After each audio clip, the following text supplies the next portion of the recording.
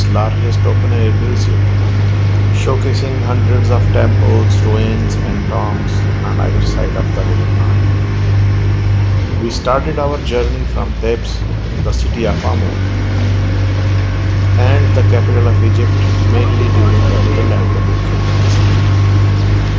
Many famous pharaohs such as Hatshepsut, Thutmose III, Amenhotep III, Tutankhamun, and Ramesses II ruled Egypt from there.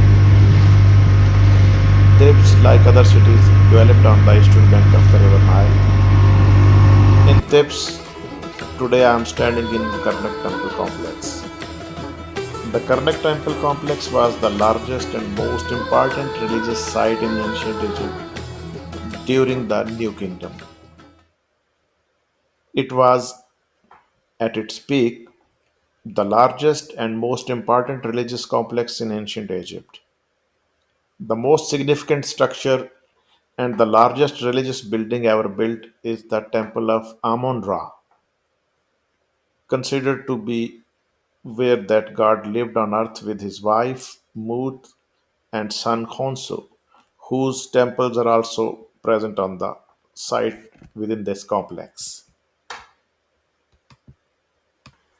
Karnak Temple complex is a vast complex of temples, chapels, pylons. You will see obelisks and many other buildings such as the Sphinx, a big lake in the middle of the temple, main temple. These are all the main religious centers of Thebes and was dedicated primarily to the Theban triad, which is Amun, Mut, and the sun Khonsu.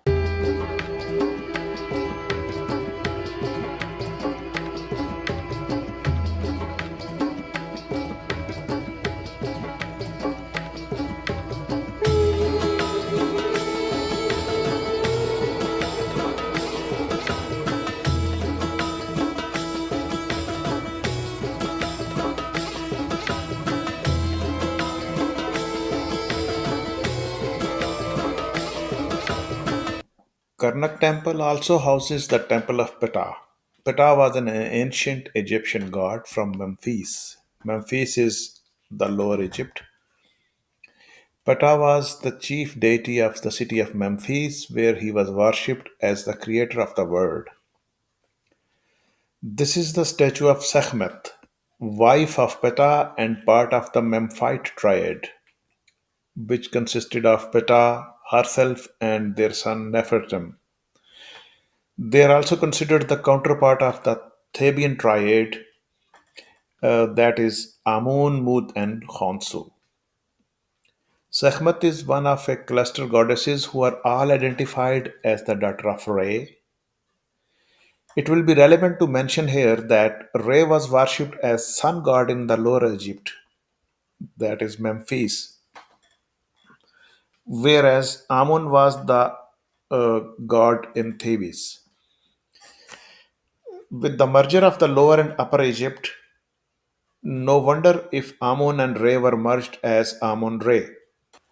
Images of Sekhmet with double crown also show the fusion of the two goddesses, Sekhmet and Mut. This junction was the meeting point of the parents and their son during the OPET festival. We will come back to it later, but let's first visit Mut's temple, which is just to the left of this junction. This is Mut's statue. You see its resemblance with the Sekhmet, both with the lioness head.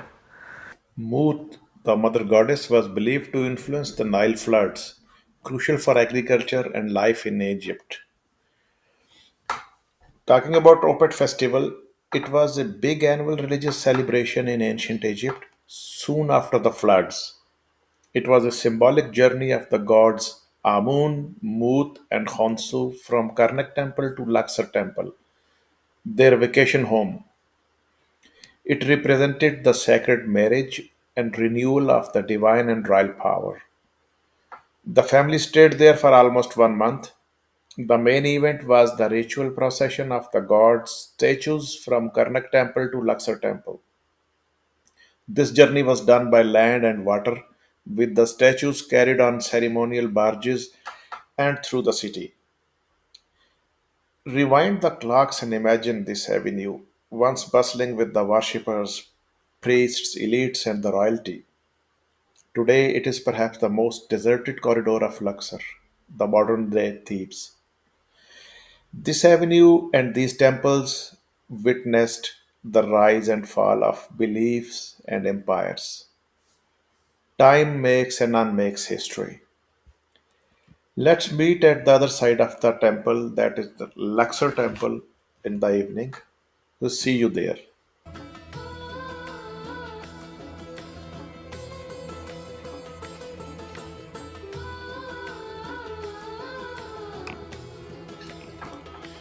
So here I am at Luxor temple now.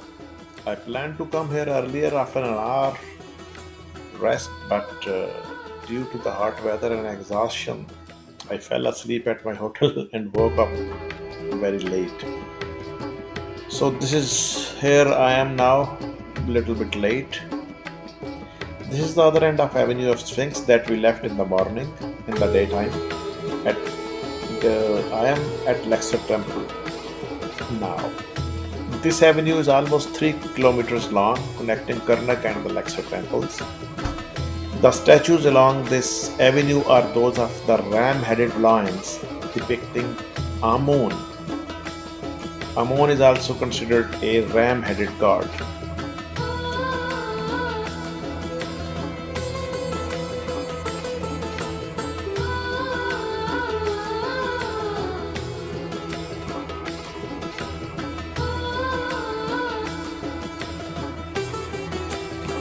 Let's get inside the temple to explore further. As we enter the first pylon, before that we see big statues of Ramses II at the front entrance. Different pharaohs contributed to the construction and expansion of the temple and the Avenue of Sphinx. Some of them are Queen Hatshepsut, Amenhotep III, Pillars Tutankhamun, and Ramses II. and gigantic statues.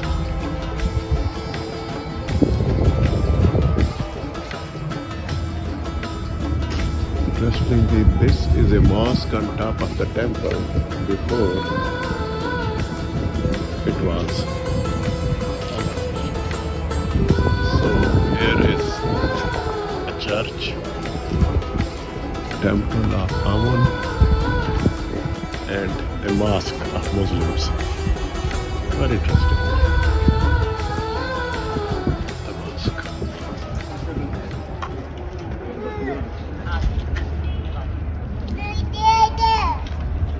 Sorry?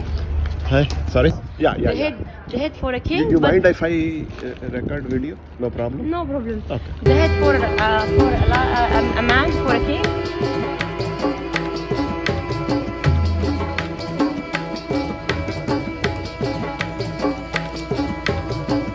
After the first pylon, we enter into the court of Ramses II.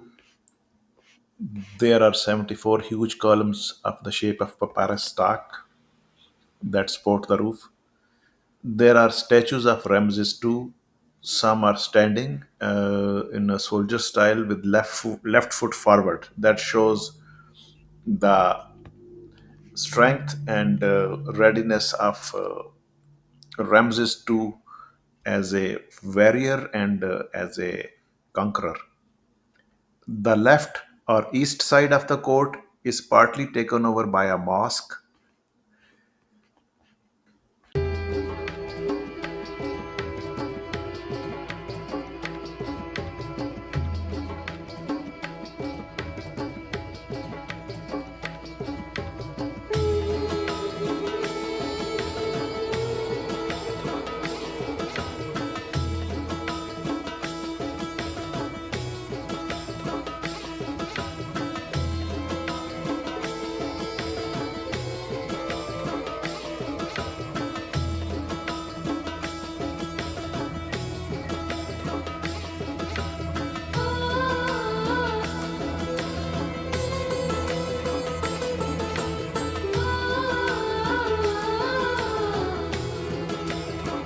Statues of Amun and Mut with the resemblance of Tutankhamun and his wife Ankh and Moon were built by Tutankhamun. The pharaohs drew their power and authority from the temples. They were considered to be the sons of God, and so they had to maintain close connection with the temples. That's why you would see the statues of kings and of queens and pharaohs into almost every temple. Very often, these kings had to maintain good relations with the high priests of the temples, to whom they will seek for their divine authority and justification to rule. Many kings were coronated at Luxor temple. The Ramses court is connected with the court of Amenhotep III through a narrow corridor that is called Colonnade of Amenhotep III. The walls of the halls in the court of Amenhotep III as well as in the court of Ramesses II have engravings that depict the OPET festival, the feasts, and the offerings. At the end of the court of Amenhotep III, there is a sanctuary where the statues of Amun, Mut, and Khonsu were kept during uh, this period For each of god, Yeah. their because he had about vacations. 300 gods. They Oh, had designed for each god okay. Okay. one Is statue, okay? one golden statue. Okay. Yeah. Okay. This statue is about, or the statue, for example, for the god Amun-Ra, about 60 kilogram of the pure gold. Represent him looks like a man with ram head. This part was built by Amenhotep, yeah, Amenhotep. yeah. So this is a later building. Yeah. This was built later. Okay. This is the first foundation of a temple. After that came Tutankhamun. Tutankhamun was considered a stepson. Yeah. And after that 100 year came Ramses II and had added the open part. Okay. So This is it was extended outside. yeah, this is 1400 BC, but Yeah. you know, Ramses II was 1200 BC, so 200 years between That Ramses too. II and Amenhotep III. Right. So Right. this king had controlled for 35 years without fighting. So he was a timid man, shy man. He would like to Romans had closed the entrance such as a church or altar. This is Greco-Roman. The start the history of Greco-Roman started here about 40 40.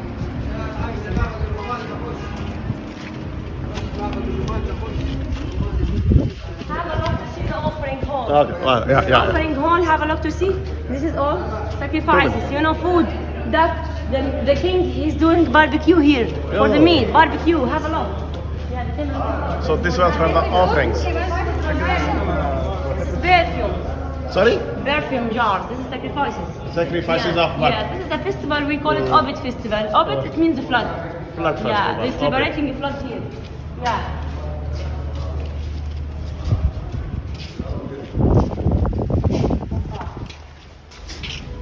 Really? This is a holy of holies. Is the last part inside the temple. Nobody is allowed to enter inside. Just only a king or a high priest. So as to do the offering 3 times, such as breakfast, dinner, and lunch, because everybody eats 3 times. So they feed the god 3 times. Nobody is allowed to enter inside. Just only king or a high priest. Yeah. They do the offering to the god and do like cleaning the statue with the honey.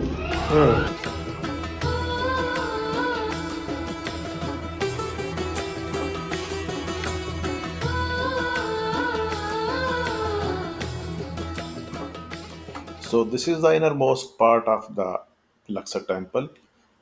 Here is the sanctuary of Amun, Mut, and Khonsu, where their statues were kept. According to different sources, this temple has been almost in continuous use as a place of worship for almost 3400 years.